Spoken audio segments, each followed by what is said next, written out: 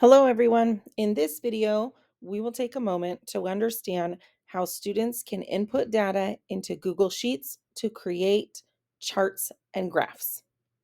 I'm going to use an upper grade and a lower grade example. For a lower grade example, students are responsible for taking surveys and interpreting data from surveys. So, as an example, if students took a survey within their class for their favorite ice cream flavors, they could include what their answer options were and what those votes were. And then just by simply highlighting the data, you can press Insert, Chart, and the default chart type pops in. You'll notice that this is movable because it is an image, but just by simply changing to a bar graph, the different types can come up.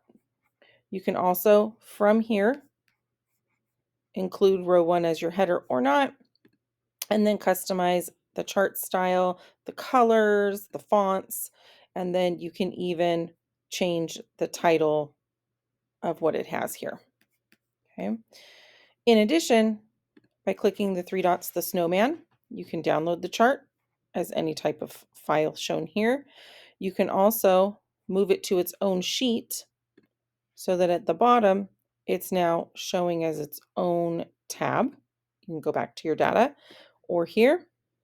In addition, you can copy the chart and insert it into another doc that they're working on. It can either be linked to the Google Sheet or just pasted unlinked, and it appears in here as an image that they can refer to when explaining their thinking or providing writing and insight regarding their data. If we're going beyond that to an upper grade reference, they can be charting options. For instance, if the formula was y equals 2x and they gave their possible coordinates,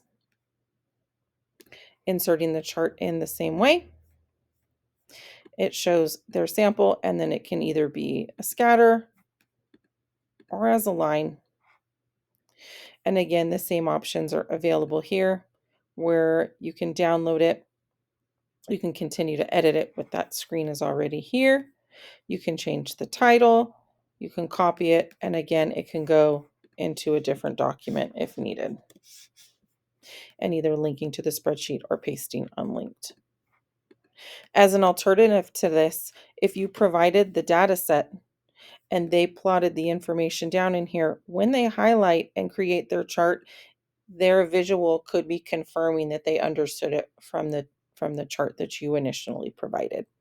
We hope you found this helpful. Take care.